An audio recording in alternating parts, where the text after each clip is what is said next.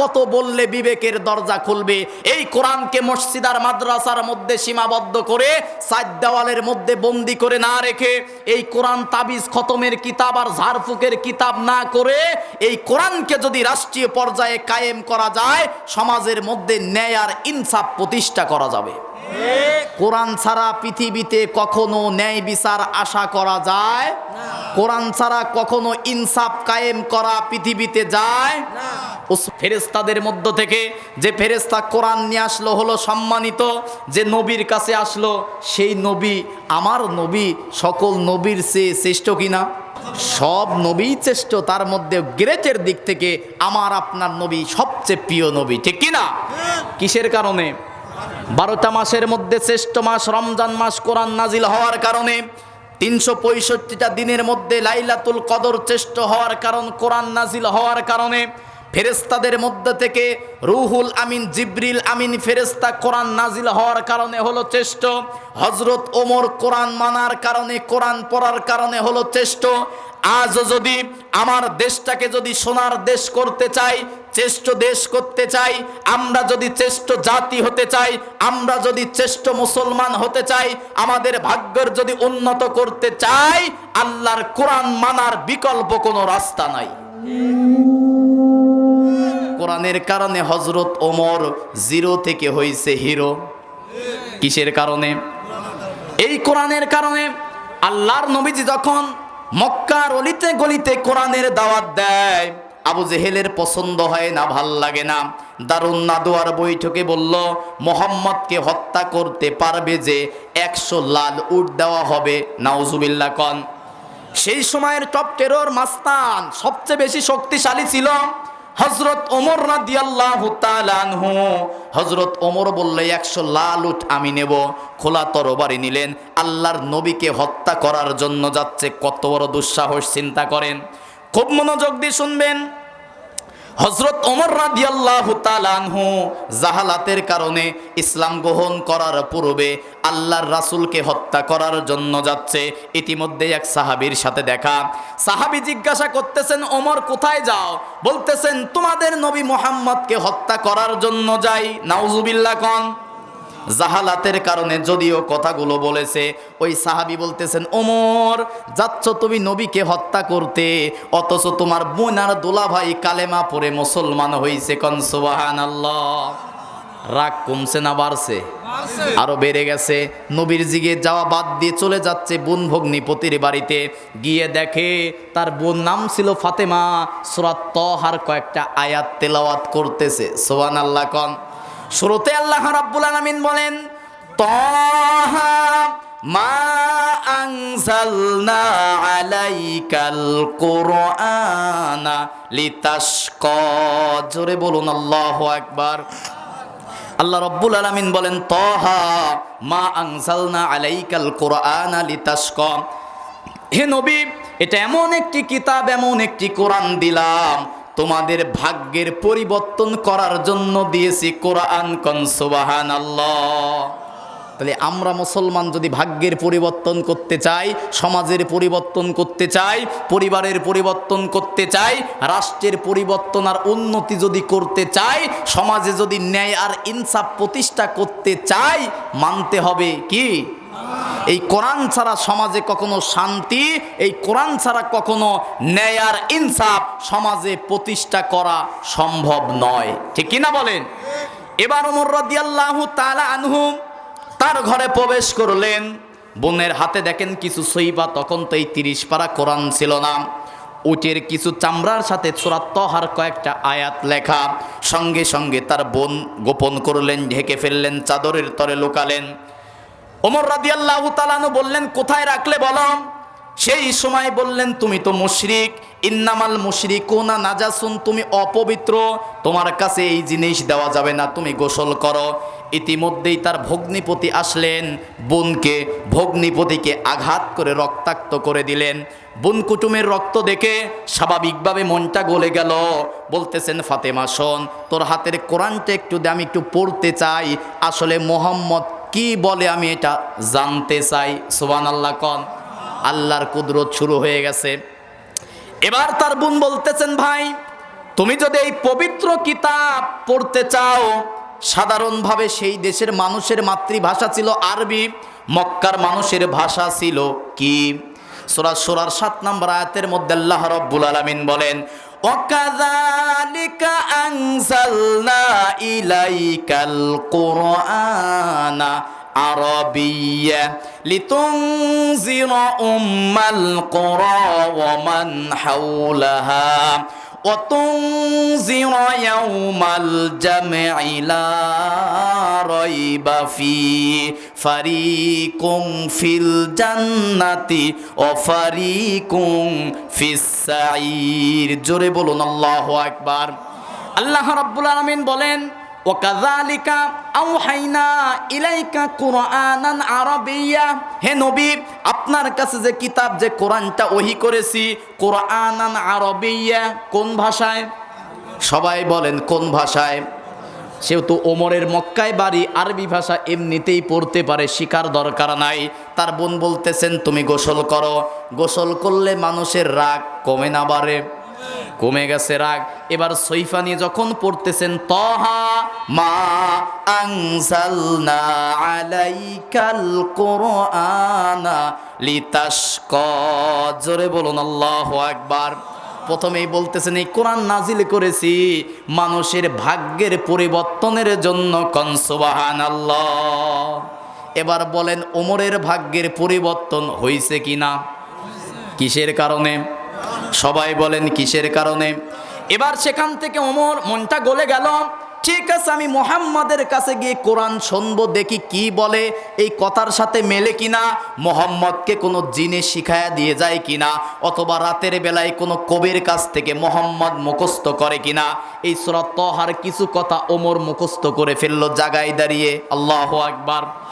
এবার খোলা তরবারি নিয়ে আল্লাহর নবীজির দরবারে যাচ্ছে হত্যা করার জন্য, রাসূলকে হত্যা করার জন্য যাচ্ছে। রাসূলের পাশে সাহাবী বসে আছে, রাসূলের পাশে বসা সাহাবী বলতেছেন, ইয়া রাসূলুল্লাহ, ওমরের তো মিজাজ ভালো মনে হচ্ছে না, খোলা তরবারি নিয়ে আসতেছে, তবে একটা কথা মনে রাখেন ইয়া রাসূলুল্লাহ, যদি আপনাকে আঘাত করে ওই ওমর আমরা চিনব না, ওকে জীবিত এখান থেকে যেতে দেব না। আল্লাহু আকবার। এটাই তো ইমানদারের লক্ষ্য, ঠিক কিনা? আর তোমরা এমন ইমানদার, নবীর বিরুদ্ধে চরিত্র নিয়ে কথা বলা হয়, তুমি মুসলমান প্রতিবাদ করো না, ওরকম ইমানের 4 পয়সা দাম আমার আল্লাহর কাছে নাই, ঠিক কিনা? আল্লাহ রাসূল বলতেছেন থামো। রাসূল তো গোপনে গোপনে রাতে আল্লাহর কাছে আবু জেহেল আর এই ওমরের জন্য দোয়া করে, আল্লাহু আকবার। এই জন্য ইসলামের স্বার্থে যারা কাজ করে, যারা শত্রু আছে এই দেশে, যারা আল্লাহর জমিনে আল্লাহর দিন কায়েম করতে চায় না, তাদের জন্য তাহাজ্জুদের নামাজ পড়ে দোয়া করার দরকার আছে না নাই? আমার ভাই, আমার বাপ, আমার দাদা, আমার আত্মীয় স্বজনই তো এই দেশে বিরোধী দল করে আল্লাহর জমিনে আল্লাহর কোরআনের রাজ কায়েম করতে দিতে চায় না, ঠিক কি না? তাহলে তাদের জন্য কি, তাদের জন্য দোয়া করার দরকার আছে না নাই? তাদেরকে দাওয়াত দেওয়ার, কোরআনের দাওয়াত দেওয়ার দরকার আছে না নাই? এবার রাসূল বলতেছেন থামো। রাসূল তো ভাবতেছে যে মনে মনে আমি তো প্রতিদিন এদের জন্য দোয়া করি, অবস্থা খারাপ হওয়ার কথা নয়, দেখা যাক কি হয়। রাসূল বলতেছেন চুপ করো। সর্বপ্রথমে আসার পরে রাসূলের সামনে তরবারি রেখে দিলেন, সুবহানাল্লাহ কয় না? তরবারি রেখে দিলেন, আলামত ভালো না খারাপ? সব সাহাবী থ লেগে গেছে, আল্লাহু আকবার। কারণ একটা শত্রুরে যদি আপনি ইসলামের পক্ষে কাজে লাগাতে পারেন, ইসলামটাকে এক ধাপ এগিয়ে নিয়ে যাওয়া যাবে, কথা কয় না? আর কপাল পোড়া জাতি, তোমার যৌবন, তোমার তারুণ্য, তোমার জীবন, তোমার রক্ত, এইগুলো কোনো নেতার পিছনে, দুনিয়াদার কোনো ব্যক্তির পিছনে খরচ করা যাবে না। আমার জীবন, আমার যৌবন, আমার তারুণ্য, আমার রক্ত, আমার ঘাম একমাত্র খরচ করতে হবে আল্লাহর জমিনে আল্লাহর রাজ কায়েমের জন্য, ঠিক কি না? কারণ যে আল্লাহ আমাকে সৃষ্টি করেছে, যে আল্লাহ আমারে খাওয়ায়, যে আল্লাহ আমারে পড়ায়, মরার পরে ফিরে যাব কার কাছে? তাহলে মরার আগে সেই আল্লাহর হুকুম, সেই আল্লাহর আইন মানার দরকার আছে না নাই? এবার ওমর রাদিয়াল্লাহু তাআলা আনহু বলেন, রাসূলকে বলতেছেন মুহাম্মদ, সকলেই বলি সাল্লাল্লাহু আলাইহি ওয়াসাল্লাম, সবাই বলেন না কেন সাল্লাল্লাহু আলাইহি ওয়াসাল্লাম। ওমর বলতেছেন, মোহাম্মদ শোনো, তোমার কোরআন যদি মেনে নেই কি হবে? আল্লাহু আকবার। আল্লাহ রাসূল সাল্লাল্লাহু আলাইহি ওয়াসাল্লাম শোনালেন, কোরআন মানলে এইটা হবে সেইটা হবে। দীর্ঘ সময় কোরআনের কথা হলো। জায়গায় দাঁড়িয়ে ওমরও বলল, আমি আর জাহালাতের মধ্যে থাকতে চাই না। মরার পরে কোরআন যদি আমার জীবনের পরিবর্তন করে জান্নাতে নিয়ে যেতে পারে, ইয়া রাসূলুল্লাহ, এখন আপনার হাতে হাত দিয়ে আমি কালেমা পড়ে মুসলমান হয়ে যেতে চাই। সুবহানাল্লাহ। মুসলমান হলেন। মুসলমান হওয়ার পরে গোপনে কি ইবাদত করছে? মুসলমান হওয়ার পরে জায়গা থেকে সরেই নাই। বলতেছি, ইয়া রাসূলুল্লাহ, এই কোরআন সত্য না মিথ্যা? সবাই কোন এই কোরআন সত্য না মিথ্যা? ওমর রাসূলকে বলতেছি, ইয়া রাসূলুল্লাহ, এই কোরআন সত্য না মিথ্যা? সবাই বলেন কি সত্য। রাসূল বলতেছেন, ওমর, মাত্র তুমি মুসলমান হইলা কোরআন মাইনা, আবার বলতেছো সত্য না মিথ্যা? মনে হচ্ছে তো ভাবসাব ভালো না। বলতেছি, ইয়া রাসূলুল্লাহ, এই কোরআন যদি সত্যি হয় তো এই গোপনে কেন আপনারা, আপনার সাথে যে কয়েকজন সাহাবী আছে আর আমারে অনুমতি দেন, মিছিলের সামনে আমি আজকে কাবার চত্বরে আল্লাহর নামে প্রকাশ্যে মিছিল হবে। আল্লাহু আকবার। সিরাত ইবনে হিশামের মধ্যে আসছে, আর রাহিকুল মাকতুম এই কিতাবের মধ্যেও আসছে, ওমর রাদিয়াল্লাহু তাআলা আনহু ইসলাম গ্রহণ করার পরে নবীর চারপাশে সাহাবী ছিল 57 জন। কতজন? 57 জনের সামনে দাঁড় করালেন রাসূলকে। তার সামনে লিল্লাহি তাকবীর স্লোগান দিচ্ছে মক্কার জমিনে হযরতে ওমর। আল্লাহু আকবার। প্রকাশ্যে দিবালোকে আল্লাহর নামে স্লোগান হচ্ছে মক্কার চত্বরে। রাষ্ট্র ক্ষমতায় আবু জেহেল কে? আল্লাহর নামের তাকবীর যখন কানের মধ্যে গেছে, ঘরের জানালা দিয়ে তাকিয়ে দেখে মিছিলের সামনে ওমর কে?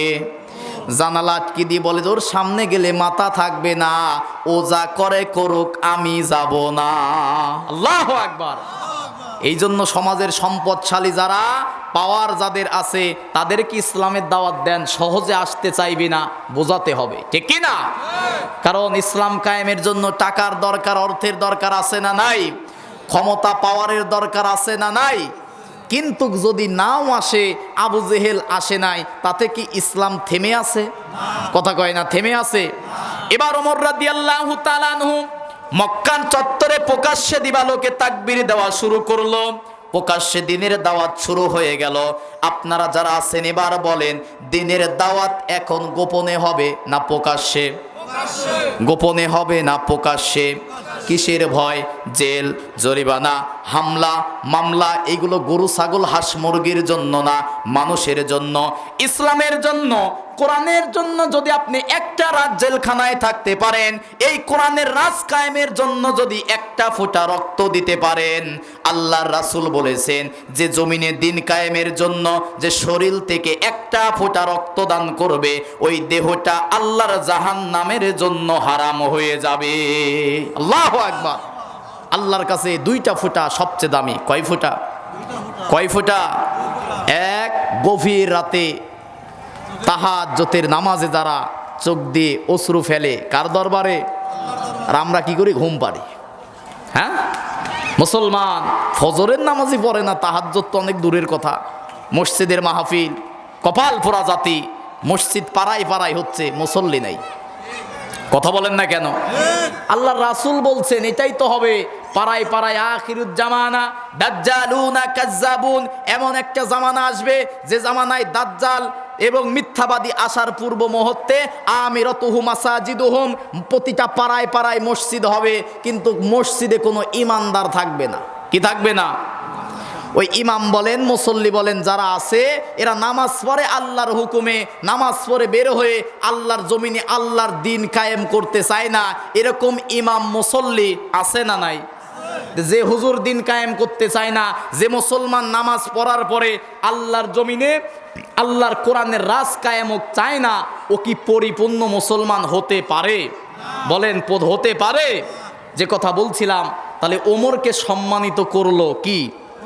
সবাই বলেন, শুধু এই ওমর কি হলো? আল্লাহ রাসূল বললেন, লা নাবিয়্যা বাদা, আমার পরে কোনো নবী আর রাসূল নাই। রাসূলের পরে কি কোনো নবী রাসূল আছে? কিন্তু রাসূল বলেছেন আমার পরে যদি কেউ নবী হতো, আমার পরে যদি রাসূল হতো, এই দরজা যদি খোলা থাকতো আমার ওমরও নবী হয়ে যেত। আল্লাহু আকবার। কারণ তার নবী হওয়ার যতগুলো কোয়ালিটি আল্লাহ রব্বুল আলামিন তাকে দান করেছে। কোন সুবহানাল্লাহ। শুধুমাত্র তাই নয়, আল্লাহ রাসূল সাল্লাল্লাহু আলাইহি ওয়াসাল্লাম বলেছেন আমার ওমর কালেমা পড়ে মুসলমান হওয়ার পরে যত নেকির কাজ ভালো কাজ করেছে আসমানের তারকা গণনা করতে করতে শেষ করা সম্ভব, কিন্তু ওমরের নেক কাজ গণনা করে শেষ করা সম্ভব নয়। আল্লাহু আকবার। এতটুকুই হলে শেষ হয়ে যেত তাও নয়, এত কথার পরে আল্লাহর রাসূল বলেছেন আমার পাশে ঘুমিয়ে থাকবে ওমর। আছে না নাই? নবীর পাশে দুইটা কবর, তার বন্ধু আবু বক্কর, কারণ সব জায়গায় রাসূল আবু বক্কর ওমর, রাসূল আবু বক্কর ওমর। মরার পরেও আল্লাহ কবুল করেছে। কোন সুবহানাল্লাহ। শুধুমাত্র তাই নয়, জীবন দশায় রাসূল বলে গেছে 10 জন মানুষকে আমার আল্লাহ জান্নাতের সার্টিফিকেট দিয়েছে, তার মধ্যে ওমরও তুমি একজন। সুবহানাল্লাহ। আচ্ছা, ওমরের আমি কাহিনী তো বলেই না, আজকে বললাম এই যে ওমর যে সম্মানিত হলো পীর ধরার কারণে। কি ধরার কারণে? ওমর যে সম্মানিত হলো খাজা ধরার কারণে, নেতা ধরার কারণে, হুজুর ধরার কারণে। কি ধরার কারণে? তাহলে সেই কোরআন ধরলে, যে কোরআন ধরলে সম্মানিত হওয়া যায়, সেই কোরআন আমার আর আপনার ধরার দরকার আছে না নাই? আল্লাহ রাসূল বলেন আল্লাহ রব্বুল আলামিন আসমান থেকে তার লাউহে মাহফুজ থেকে একটা রশি ফেলেছে, ওই রশির ওই পাশে আল্লাহর জান্নাত আর এই পাশে হচ্ছে কোরআন। সুবহানাল্লাহ। কোন সূরা ইমরানের 102 নম্বর আয়াতের মধ্যে আল্লাহ রব্বুল আলামিন বলেন ওয়াতাসিমু বিহাবলিল্লাহি জামিআন ওয়ালা তাফাররাকু। জোরে বলুন আল্লাহু আকবার। আল্লাহ পাক বলেন ওয়াতাসিমু, শক্ত করে ধরো, বিহাবলিল্লাহ, আমি আল্লাহর রশি। সুবহানাল্লাহ। কোন আল্লাহর রশি কি? সবাই কয় না। এই রশির এক পাশে কোরআন আর এক পাশে আল্লাহর জান্নাত। সুবহানাল্লাহ। কোন আল্লাহ রাব্বুল আলামিন বলেন এই কোরআনটা হচ্ছে সম্মানিত কিতাব আর এই কোরআনটা হচ্ছে জান্নাতে যাওয়ার দলিল। সুবহানাল্লাহ। কোন প্রথম শব্দ আগে শেষ করে আসি। আল্লাহ পাক বলতেছেন এটা সম্মানিত কিতাব। কি কিতাব? 12টা মাসের মধ্যে শ্রেষ্ঠ মাসের নাম কি? বলেন না কেন? আল্লাহ রাব্বুল আলামিন পৃথিবী সৃষ্টির শুরুতেই কিন্তু মাস তৈরি করেছে। সূরা তাওবা 30, 31, 32 নম্বর আয়াতের মধ্যে আছে ইন্নাল ইদ্দাতাশ শুহুর, আমি আল্লাহ জমিন সৃষ্টি করার সময় মাস সৃষ্টি করেছি। রজব, শাবান, জিলকদ, জিলহজ, মুহররম, যত মাস আছে 12টা মাসের মধ্যে শ্রেষ্ঠ হচ্ছে রমজান মাস। কি মাস? কারণ রমজান মাসে নাজিল হয়েছে কি? সবাই কয় না। এই রমজান মাসের মধ্যে একটা রাত আছে আল্লাহর কাছে শ্রেষ্ঠ। কোন রাত? কদরের রাত। কেন? ইন্না আনজালনাহু ফি লাইলাতিল কদর ওমা আদরাকা মা লাইলাতুল কদর। কারণ ওই কদরের রাতে নাজিল হয়েছে কি? সবাই বলেন কি? কোরআন। শুধুমাত্র তাই নয়, যে ফেরেশতা লক্ষ লক্ষ কোটি কোটি ফেরেশতার মধ্যে কোরআন নিয়ে এসেছে যে ফেরেশতা নাম জিবরিল আমিন, সেই ফেরেশতা সকল ফেরেশতার মধ্যে সম্মানিত। কোরআনের মধ্যে নাম এসেছে রুহুল কুদুস, নাম এসেছে রুহুল আমিন। আল্লাহু আকবার। কোন এই কোরআনের বৈশিষ্ট্য বললেই তো কিয়ামত পর্যন্ত শুধু বলাই যাবে। তাহলে ফেরেশতাদের মধ্য থেকে যে ফেরেশতা কোরআন নিয়ে আসলো হলো সম্মানিত, যে নবীর কাছে আসলো সেই নবী, আমার নবী সকল নবীর চেয়ে শ্রেষ্ঠ কিনা? সর্বশ্রেষ্ঠ নবীর নাম কি বলেন? সব নবী শ্রেষ্ঠ, তার মধ্যে গ্রেটের দিক থেকে আমার আপনার নবী সবচেয়ে প্রিয় নবী। ঠিক কিনা? কিসের কারণে? 12টা মাসের মধ্যে শ্রেষ্ঠ মাস রমজান মাস কোরআন নাজিল হওয়ার কারণে। 365টা দিনের মধ্যে লাইলাতুল কদর শ্রেষ্ঠ হওয়ার কারণ কোরআন নাজিল হওয়ার কারণে। ফেরেশতাদের মধ্যে থেকে রুহুল আমিন জিবরিল আমিন ফেরেশতা কোরআন নাজিল হওয়ার কারণে হলো শ্রেষ্ঠ। হযরত ওমর কোরআন মানার কারণে, কোরআন পড়ার কারণে হলো শ্রেষ্ঠ। আজও যদি আমার দেশটাকে যদি সোনার দেশ করতে চাই, শ্রেষ্ঠ দেশ করতে চাই, আমরা যদি শ্রেষ্ঠ জাতি হতে চাই, আমরা যদি শ্রেষ্ঠ মুসলমান হতে চাই, আমাদের ভাগ্যের যদি উন্নত করতে চাই, আল্লাহর কোরআন মানার বিকল্প কোনো রাস্তা নাই। ঠিক কিনা বলেন? তাহলে সম্মানিত হতে চাই, মানতে হবে কি? কোরআন। এক নাম্বার কথা। দুই নাম্বার কথা বলছি, এই কোরআনটা হচ্ছে জান্নাতে যাওয়ার দলিল। সুবহানাল্লাহ কোন। এর আগে আর একটা তথ্য বলি, আপনারা জন্মের পরের থেকে এই কোরআন শোনেন কিনা? বলেন না কেন? শোনেন। জন্মের পরের থেকে ইমাম সাহেব বলে, হুজুর বলে, বক্তা বলে, আলেম ওলামা বলে, ওয়াজ মাহফিলে, পীর মুরিদি, তাবলিগের বয়ান, মোবাইলে, জানাজার নামাজ পড়তে গেলে সুযোগ পাইলে ওখানে হুজুররা 2-4 মিনিট জোর করে বলে, মানে যেখানেই যায় কম বেশি কোরআনের কথা শুনি কিনা? সবাই শুনি কিনা? আল্লাহ রাব্বুল আলামিন খুব মনোযোগ দিয়ে একটা তথ্য শোনেন। সূরা জিন 1 এবং 2 নাম্বার আয়াত আল্লাহ রাব্বুল আলামিন বলেন, কুল উহিয়া ইলাইয়া আন্নাহু ইসতামা'a নাফারুম মিনাল জিন্নি ফাকালু ইন্না সামি'না কুরআনান আজাবা। জোরে বলুন আল্লাহু আকবার। আল্লাহ রাব্বুল আলামিন বলেন, হে নবী, কুল উহিয়া ইলাইয়া, সাহাবীদেরকে আপনি বলেন আল্লাহ রাব্বুল আলামিন আমাকে ওহী করেছে। গতকাল যে ফজরের নামাজ পড়তেছিলাম, এই নামাজের সময় একদল জিন জাতি আমাদের নামাজের কোরআন তেলাওয়াত শুনেছে। সুবহানাল্লাহ কোন। এটা আবার তথ্য আছে সূরা আহকাফের 29-30 নম্বর আয়াতের মধ্যে। আল্লাহ রাব্বুল আলামিন বলেন, وَإِذْ صَرَفْنَا إِلَيْكَ نَفَرًا مِنَ الْجِنِّ يَسْتَمِعُونَ الْقُرْآنَ। জোরে বলুন আল্লাহু আকবার। সূরা আহকাফের 29-30 নম্বর আয়াতের শানে নজুলের মধ্যে এসেছে, আল্লাহর রাসূল যুদ্ধ থেকে ফেরার পথে অথবা কোনো কাফেলা নিয়ে ফেরার পথে একটা উপত্যকায় নাখলা নামক স্থানে রাতের বেলায় অবস্থান করলেন। জায়গাটার নাম হচ্ছে নাখলা। জোরে বলেন কি? মক্কার পাশেই উপত্যকা, পাহাড়ের গিরিপথ। এই নাখলা নামক স্থানে সাহাবীদের থাকার জন্য তারা তাঁবু গাড়লেন। সকাল হয়ে গেল, ফজরের নামাজ আদায় করবে। নামাজ পড়তে ফজরের কয় মিনিট লাগে? কথা কয় না? এখন করপরি নামাজ পড়ি 10 মিনিটে। আল্লাহর রাসূল আওয়ালোক্তে সর্বনিম্ন 30 থেকে 90টা আয়াত কোরআনের তেলাওয়াত করে নামাজ পড়েছে। সুবহানাল্লাহ। হুজুর নামাজই পড়তে চাই না, আবার 30 আয়াত। ওই এক হুজুর যদি একদিন যদি পড়ায়, ও হুজুরের 14 গোষ্ঠীর ইমামতির লাল দাগ। কই ও হুজুর আর হুজুরের বউ বাড়িতে গিয়ে নামাজ পড়ুক, আমার মসজিদে ইখলাস আর নাচ ছাড়া নামাজ হবে না। ঠিক কিনা বলেন? এই যদি দেরি হয়, আছে না নাই? মসজিদে এসে কিসের তাড়াহুড়া? চা স্টলে চা খায়, তাড়াহুড়া নাই। 2-4 ঘন্টা চলতেছে, আর কার বিরুদ্ধে গীবত পরচর্চা। নামাজ পড়ে গিয়ে ডান পাশে বসে গীবত কমিটির সভাপতি, বাম পাশে সেক্রেটারি, আর ও নিজে কেশিয়ার। কয় না করলেও পারি না, এই বলে জায়েজ করে নেয়। আছে না নাই? নামাজ পড়ে জামাতে, সিজি দেখে জামাতে। আছে না নাই এরকম জামাতের লোক? আছে। কপাল পোড়া জাতি। কপাল পড়বে, নামাজ থেকে শিক্ষা নিতে পারে না। সূরা আনকাবুতের 45 নম্বর আয়াত আল্লাহ পাক বলেন, ইন্নাস সালাতা তানহা আনিল ফাহশাই ওয়াল মুনকারি ওয়াল বাগ। যে নামাজ তোমাকে অশ্লীল ফাহিশা কাজ থেকে ফিরাতে পারে না, ওই নামাজের 4 পয়সা দাম আমার আল্লাহর কাছে নাই। ঠিক কি না? বেটা, তুমি নামাজ পাও, নামাজ পড়ার পরে এসে বিড়ি টানো, তোমার বই ওই মুখ গন্ধ নামাজ আল্লাহর দরকার নাই। ঠিক কি না বলেন? রাসূল পেঁয়াজ খায়া মসজিদে গিয়ে নিষেধ করছে। কি খায়া?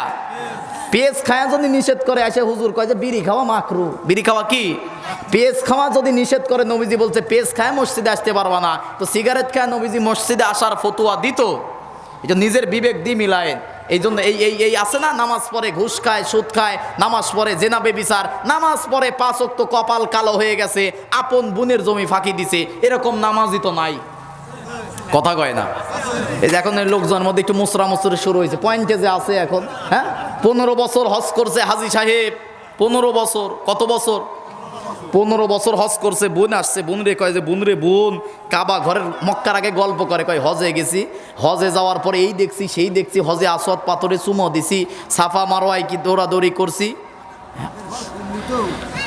এরপরে তারা কি সাফা মারোয়ায় দৌড়াদৌড়ি করছি। বোন, তোর জন্য মন পান খুলে দোয়া করছি। কিন্তু ওই সব দেওয়ার পরে তারপরে বলে, বোন শোন, এই যে যারা তুই অংশ নিলে ধ্বংস হয়, অংশ চাইস না। আছে না নাই?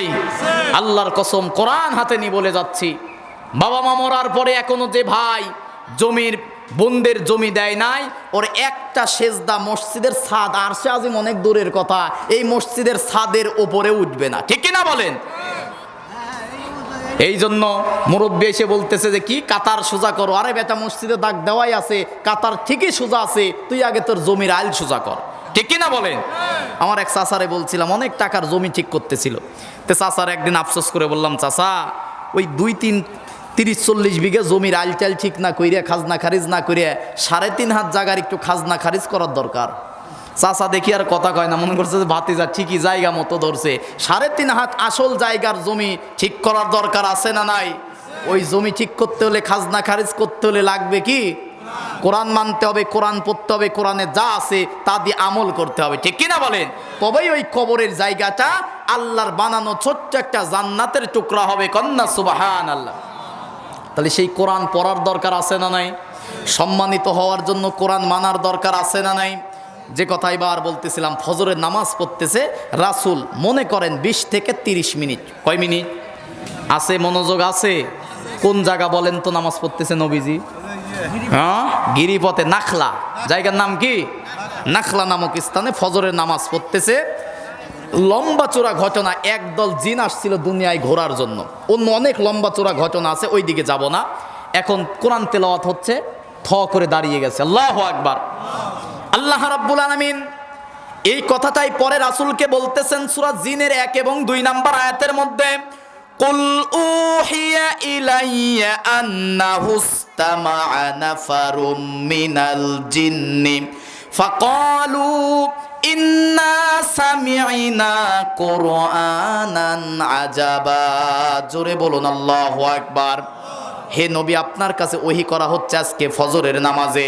আপনার যখন দাঁড়িয়ে নামাজের মধ্যে সুমধুর কণ্ঠ দিয়ে কোরআন তেলাওয়াত করতেছিলেন, একটা জিনদের দল দাঁড়িয়ে দাঁড়িয়ে আপনাদের কোরআন তেলাওয়াত শুনেছে। সুবহানাল্লাহ কোন? কয় মিনিট? 30 মিনিট। এরপরে জিনরা চলে গেছে।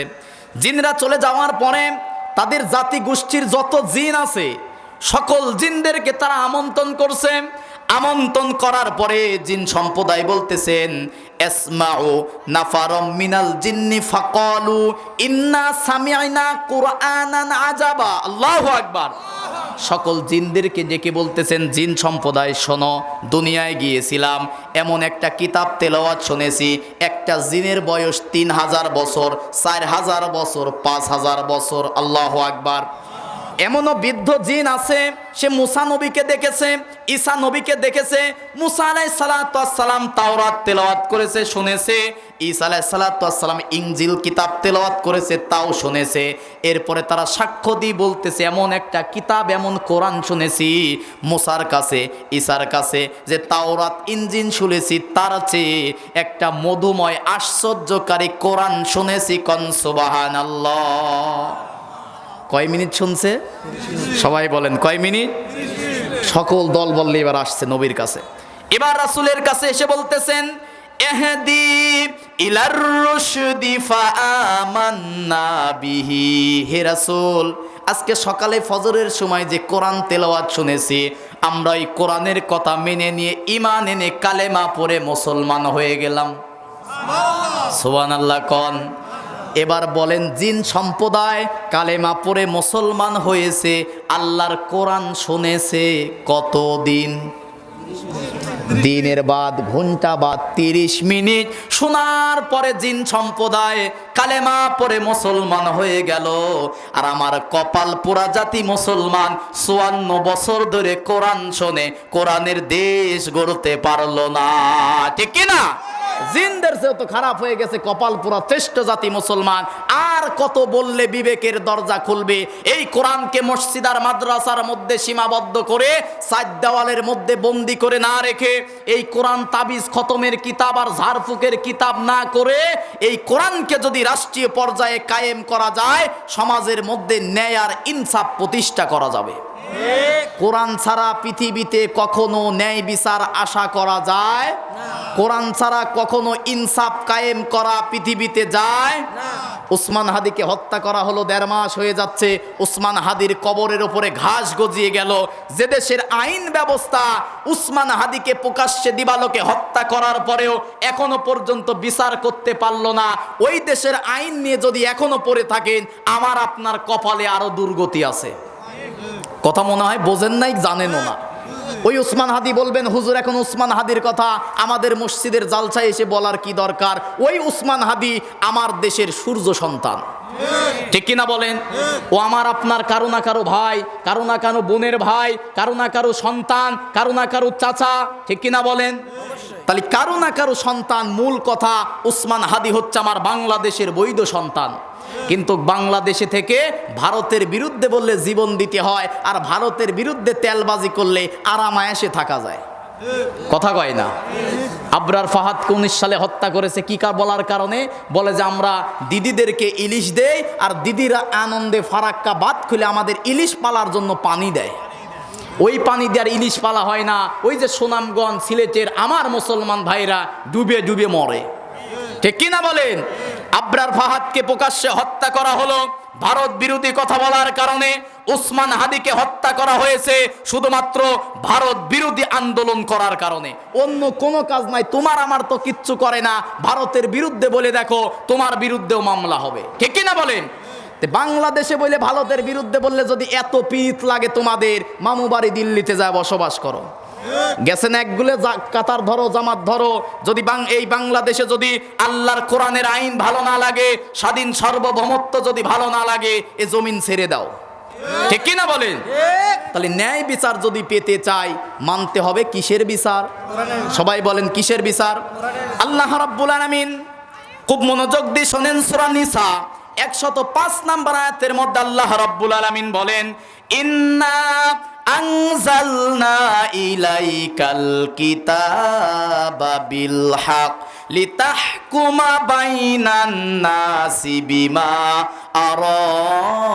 আরাকাল্লাহ ওয়া লা তাকুল লিল খাইনিনা খসিমা। জোরে বলুন আল্লাহু আকবার।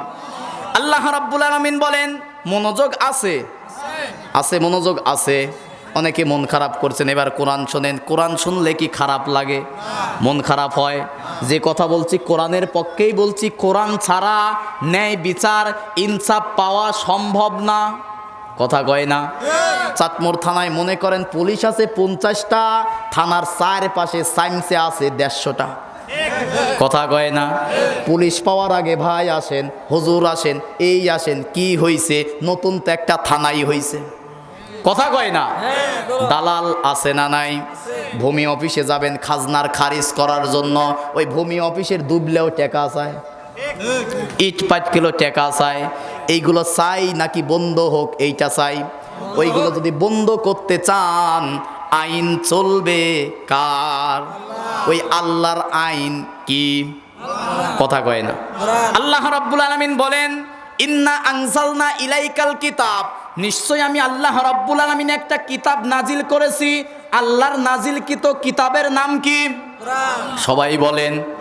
আল্লাহ কিতাব নাজিল করেছে তাবিজ লেখার জন্য, ঝাড়ফুঁক করার জন্য, বাপ মা মরার পরে 3 দিন 7 দিন 40 খতম পড়ার জন্য কোরআন নাজিল হয়েছে।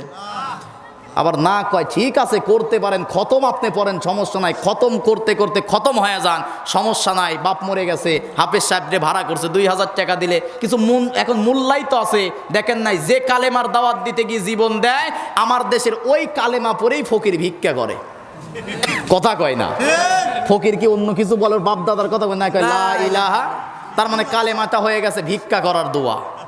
আবার এই কালেমার দাওয়াত দিতে গিয়ে কি ফিজিল আলিল কোরআন আল্লামা সাইদ শহীদ কুতুব রহমাতুল্লাহ আলাই লা ইলাহা ইল্লাল্লাহ ব্যাখ্যা লিখে জেলখানায় গিয়ে ফাঁসির কাস্টে ঝুলেছে। আল্লাহু আকবার। তার মানে একই কালেমার তফাত আছে না নাই? তুমি ওয়াজ করে ভুরি বড় করতেছো, তেলতলা হয়ে যাচ্ছ, আর আল্লামা সাইদি কোরআনের কথা বলে 13 বছর জালিমের কারাগারে থেকে শাহাদাতের মৃত্যু পেল। তার মানে তোমার মৃত্যু তার মৃত্যু কখনো এক হতে পারে? তোমার কালেমা আর আল্লামা সাইদির কালেমা এক হতে পারে? তুমি কালেমা দিয়ে ভিক্ষা করে খাচ্ছ, আখের গোছাচ্ছ। দেখেন নাই বাংলাদেশে এখন হুজুর গারে প্যাট কি হয়ে যাচ্ছে? আর কিছু তো পীর সাহেব আছে, ওদের সব ভাল লাগে, ইসলাম কায়েম হোক ভাল লাগে না। আছে না নাই? কয় যে জোটে আমরা নাই, আকিদা খারাপ। তো অতদিন তো আকিদা ঠিকই ভালো ছিল, যখন সুবিধা পায় নাই তখন আকিদার প্রশ্ন তোলে। ঠিক কিনা বলেন? এগুলো তার কথা নয়। সূরা তাওবার 34 নম্বর আয়াত আল্লাহ রাব্বুল আলামিন বলেন, খুব মনোযোগ দিয়ে কয়েকটা কথা শেষ করে দেব, শোনেন। আল্লাহ রাব্বুল আলামিন বলেন, ইয়া আইয়ুহাল্লাযীনা আমানু ইন্না কাসীরাম মিনাল আহবারি ওয়ার রুহবানি লা ইয়াকুলুনা আমওয়ালান নাস। জোরে বলুন আল্লাহু আকবার। আল্লাহ পাক বলেন, ইয়া আইয়ুহাল্লাযীনা আমানু, হে ঈমানদারেরা শোনো, ইন্না কাসীরাম মিনাল আহবারি ওয়ার রুহবা, ইহুদি খ্রিস্টানদের কিছু আলেম আছে। আহবার বলা হয় ইহুদি আলেম, রুহবান বলা হয় খ্রিস্টান আলেম। ইহুদি খ্রিস্টানদের মধ্যে কিছু আলেম আছে, তারা তাওরাত জাবুরের মূল কথাগুলো গোপন করে খানকার মধ্যে বসে বসে আখের গোছায়। আমার দেশের পীররা আছে, খানকায় একটা খুলছে, দরবারে বসে বসে মুরিদ বানায় আর মাল কামায়। কথা কয় না? তার মানে ওরা ভালো করেই জানে এই দেশে যদি দিন কায়েম হয়ে যায়, আমার মাজার আর খানকার ব্যবসা চলিবে না। এমনিকে বিরুদ্ধে আমি তার আমায়াসে আছি, কিন্তু কোরআন যদি সংসদে যায় বলবে মাজার ভাঙ, খানকায় ওরসের নামে ওই চাপাবাজি ভণ্ডামি হবে না। ঠিক কিনা বলেন?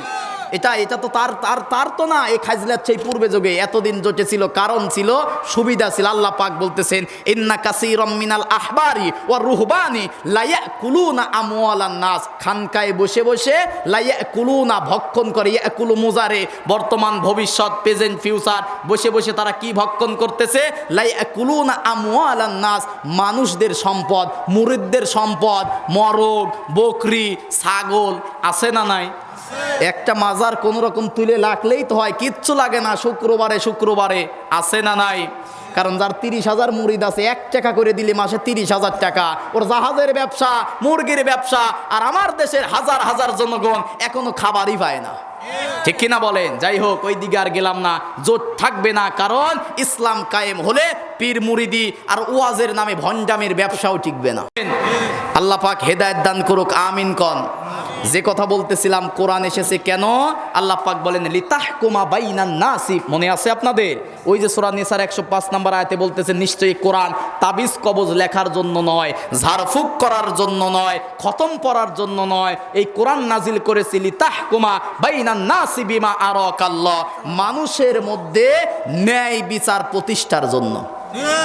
তাহলে সমাজের মধ্যে যদি ন্যায় বিচার পেতে চাই, সমাজের মধ্যে যদি শান্তি শৃঙ্খলা রক্ষা করতে চাই, বিচার লাগবে কিসের?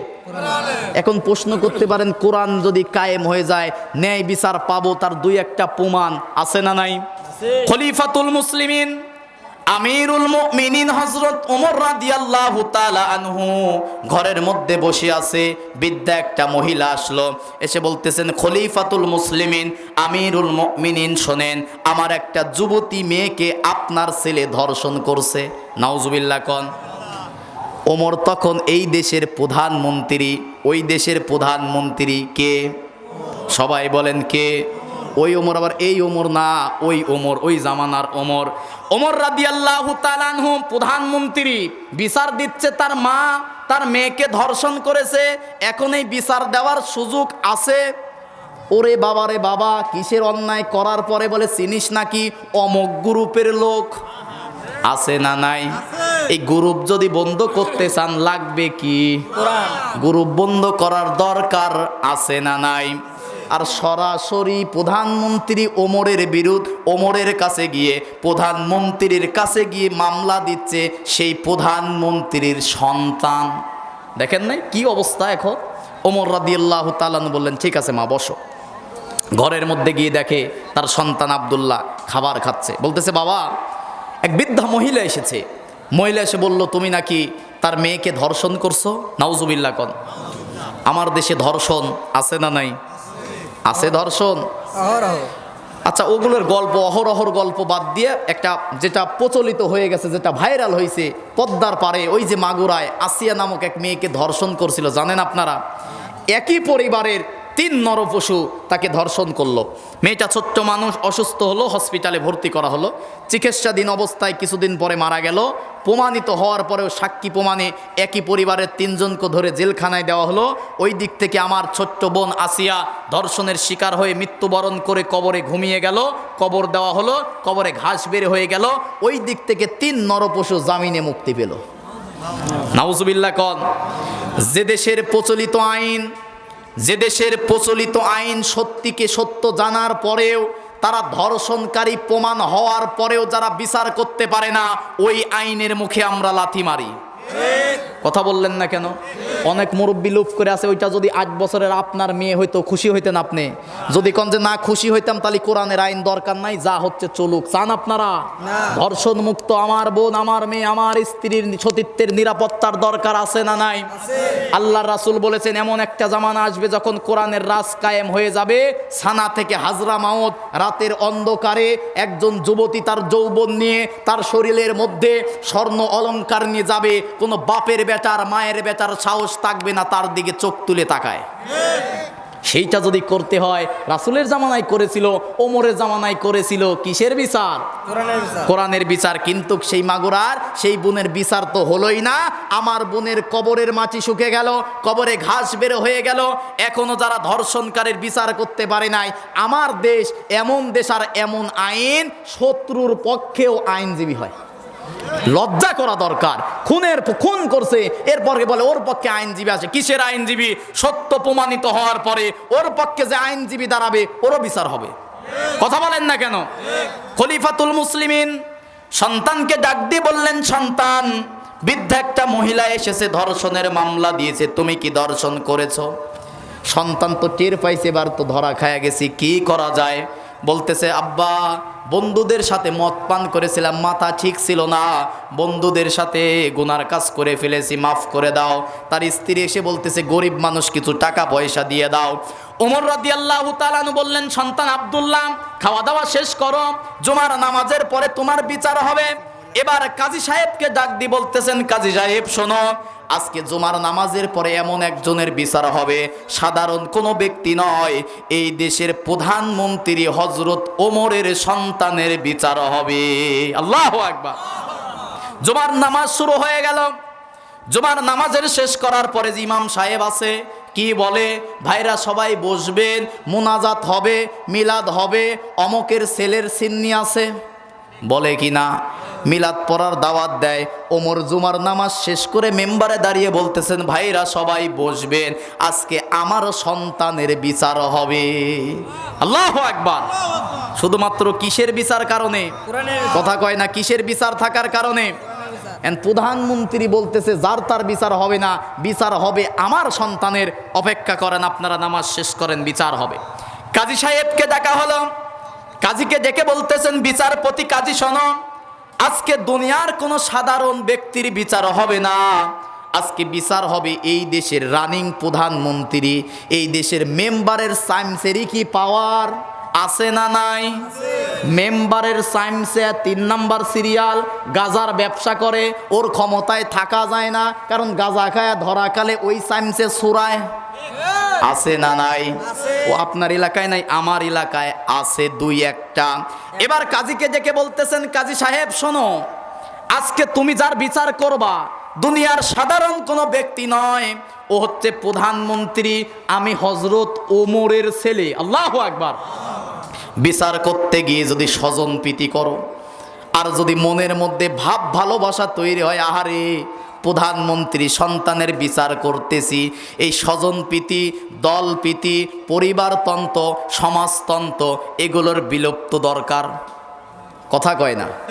খোলামেলা কইতে গেলে তো ইমামতি থাকবে না, সব কি খোলা যায় নাকি? এত কি করবো? এই পরিবারতন্ত্র, পীরতন্ত্র এদেশ থেকে বিলুপ্ত করা দরকার, ঠিক কিনা বলেন? পীরের সওয়াল পীর, নেতার সওয়াল নেতা, আজব কথা। যোগ্যতা না থাকলে কি যারে তারে ইমামতি দেবেন? পীরের ছেলে মুখে দাড়ি নাই, হয়ে গেছে পীর, আছে না নাই? এবার কাজীকে বলতেছেন, কাজী সাহেব শোনো, তুমি যখন বিচার করবে, খবরদার আজকে যদি বিচারের মধ্যে তুমি স্বজন প্রীতি করো, ওমরের সন্তানের বিচার করার আগে আমি ওমর প্রধানমন্ত্রী, তুমি বিচারপতির বিচার করব। আল্লাহু আকবার। বিচারপতির তো কাপি, কিসের বিচার করব না বিচার আপনি করেন। বললেন বেতন খাও তুমি, বিচার করব আমি, করা লাগবে তোর। এখন বিচার করতেছেন কাজী। 80টা বেতের আঘাত দেওয়ার পরে তার সন্তান মৃত্যুবরণ করেছে। সন্তানকে গোসল করালো, দাফন কার্য শেষ করার পরে বলতেছেন কাজী সাহেব কয়টা আঘাত করেছো? জিনার শাস্তি বলে 80টা আঘাত করেছি। বাকি কয়টা? বলে 20টা। চাবুক কই দাও? বাকি 20টা চাবুক নিয়ে দাফন কাফন করার পরে হযরত ওমর নিজের হাতে কবরের উপরে আঘাত করেছে। আল্লাহু আকবার। এটার নাম হচ্ছে কোরআনের ন্যায় বিচার। এরপরে যখন বাসায় ফিরে গেল, যে ঘরে সন্তান থাকে, আব্দুল্লাহ থাকতো, তার বালিশটা বুকের সাথে জড়িয়ে নিয়ে হাওমাও করে কাঁদতেছে। ওমরের স্ত্রী এসে বলে, স্বামী এখন কেন এত কান্না করো?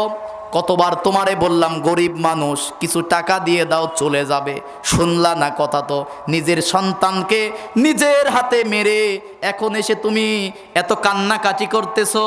ওমর রাদিয়াল্লাহু তাআলা আনহু স্ত্রীকে ডেকে বলে, স্ত্রী শোনো, আমি এতক্ষণ ছিলাম প্রধানমন্ত্রী, বিচার করার পরে আমি ওমর এখনো হয়েছি একটা সন্তানের বাবা। আল্লাহু আকবার। শুধুমাত্র কোরআনের ন্যায় বিচার যদি থাকে, এমন বিচার সমাজে সম্ভব কিনা? এই জন্য কোরআনের বিচার দরকার আছে না নাই? কোরআনের আইন আমার দেশে দরকার আছে না নাই? খুন মুক্ত, জেনা মুক্ত, ধর্ষণ মুক্ত, এইরকম চাঁদাবাজ মুক্ত, টেন্ডারবাজ মুক্ত, আর দালাল মুক্ত, চাটকার মুক্ত বাংলাদেশ যদি গড়তে চাই, আল্লাহর কোরআনের আইনের কোনো বিকল্প নাই। ঠিক কি না? আল্লাহর কোরআনের আইন দরকার। সময় তো পার হয়ে গেছে। আল্লাহর কোরআনের আইন দরকার আছে না নাই? বলেন, আল্লাহর কোরআনের আইন দরকার আছে না নাই? এবার আল্লাহর কোরআনের আইন মুসলমান চাইবে নাকি চাইবে না? আচ্ছা, এখানে আপনারা যারা আছেন সবাই হিন্দু? সবাই কি? সবাই বলেন। আমরা সবাই মুসলমান ইমানদার। আর আমাদের সংবিধানের নাম কি? সবাই বলেন কি? তাহলে মুসলমান যারা কোরআন মানতে বাধ্য, তারা অন্য ধর্মের হিসাব বাদ। অন্য ধর্মের লোক যদি কোরআন মানে শান্তি পাবে, কিন্তু তাদের জন্য কোরআন মানা বাধ্য নয়। কিন্তু মুসলমান যারা কোরআন মানতে তারা কি বাধ্য? সবাই বলেন কি? কোরআনের বিধান মানা কি ফরজ? সবাই বলেন কি? সূরা কসস, আমি আর দীর্ঘ করতে পারতেছি না। কোরআনের বিধান মানা ফরজ। সূরা কসসের 85 নম্বর আয়াতের মধ্যে আল্লাহ পাক বলেন, ইন্নাল্লাযী ফারাদা আলাইকাল কোরআন, এই কোরআনের বিধান মানা তোমাদের জন্য ফরজ করেছি। কোন সুবহানাল্লাহ। এবার বলেন তো শরীয়ত মানা কি? ফরজ মানে আবশ্যক করণ, আর শরীয়ত মানে ওই ফরজটাই যে পথে যেভাবে দেখানো হয়েছে সেটার নাম হচ্ছে শরীয়ত। সুবহানাল্লাহ। কোন নামাজ পড়া কি? সবাই কয় না। নামাজ পড়া কি? এখন নামাজটা কিভাবে পালন করব, ওই পালন করার নাম হচ্ছে শরীয়ত। পালন করার নাম কি? তাহলে কোরআনের মধ্যে নামাজ আছে, রোজা আছে, হজ আছে, যাকাত আছে। কোরআনের মধ্যে রাষ্ট্র কিভাবে পরিচালনা করতে হবে সেই না নাই? কোরআনের বিধান মানবে না যারা, আল্লাহর ফতোয়ায় কাফের তারা। আপনারা কোরআন মানেন কিনা? সবাই হাত তোলেন। কোরআন আমরা মানি কিনা? লিল্লাহে তাকবীর, নারায়ে তাকবীর। আল কোরআনের আলো, আল হাদিসের আলো, সংসদে জালো, কোরআন ছাড়া অন্য কিছু। লিল্লাহে তাকবীর। কোন দলের স্লোগান বাবা? মুসলমান যারা কোরআন মানবে, কিন্তু মুসলমান যারা কোরআন মানে না যারা, এরা হচ্ছে মুসলমান নামের কাফের। ঠিক কি না? সূরা মাইদার 44, 45, 47 নম্বর আয়াত, 3টা আয়াতের মধ্যে আল্লাহ পাক বলেন, ওমাল্লাম ইয়াহকুম বিমা আনজালাল্লাহু ফাউলাইকা হুমুল কাফিরুন, আমার নাজিলকৃত কোরআনের বিচার ব্যবস্থা মানবে না যারা, কাফের তারা। নাউজুবিল্লাহ। কোন ওমাল্লাম ইয়াহকুম বিমা আনজালাল্লাহু ফাউলাইকা হুমুজ জালিমুন, কোরআনের বিচার ব্যবস্থা মানবে না যারা, জালেম তারা। ফতোয়াকার 47 নম্বর আয়াতের মধ্যে আল্লাহ রাব্বুল আলামিন বলেন, ওমাল্লাম ইয়াহকুম বিমা আনজালাল্লাহু ফাউলাইকা হুমুল ফাসিকুন, কোরআনের আইন মানবে না যারা, ফাসিক তারা। ঠিক কি না বলেন? এখন কোরআনের আইন নামাজ পড়ার দরকার আছে না নাই? কোরআনের আইন সামনে রোজা রাখার দরকার আছে না নাই? কোরআনের আইন পর্দা করার দরকার আছে না নাই? কোরআনের আইন সত্য কথা বলার দরকার আছে না নাই? কোরআনের আইন সর্ব অবস্থায় মানার দরকার আছে না নাই? আল্লাহ রাব্বুল আলামিন যেন সর্ব অবস্থায় আমাদের কোরআনের আইন মানার তৌফিক দান করে, সুবহানাল্লাহ কোন। আর যদি কোরআনের আইন আপনারা না মানেন, কোরআনের আইন যদি কি করেন না মানেন, আল্লাহ পাক সূরা সিজদার 22 নম্বর আয়াতের মধ্যে বলেছেন, আল্লাহ রাব্বুল আলামিন বলেন, ওমান আজলামু মিম্মান যুক্কিরা বিআয়াতি রাব্বিহি, আল্লাহ রাব্বুল আলামিন মানে আমার জিকির থেকে যারা মুখ ফিরাবে, ইন্না মিনাল মুজরিমিনা মুনতাকিমুন, তাদের কাছ থেকে আমি আল্লাহ প্রতিশোধ গ্রহণ করবই করব। কে? আল্লাহ। তাহলে সর্ব অবস্থায় নামাজ পড়ার দরকার আছে না নাই? কারণ এই বিধান কার? এখন নামাজের জায়গা ভালো করার দরকার আছে না নাই? এক বছরের মধ্যে আলহামদুলিল্লাহ ভালোই হয়েছে। গত বছর এখানে টিনের ঘরে নামাজ পড়ে গেলাম, সুন্দর হয়েছে। আল্লাহ রাব্বুল আলামিন এই মসজিদটা কিয়ামত পর্যন্ত কবুল করুক, সকলেই বলি আল্লাহুম্মা আমিন।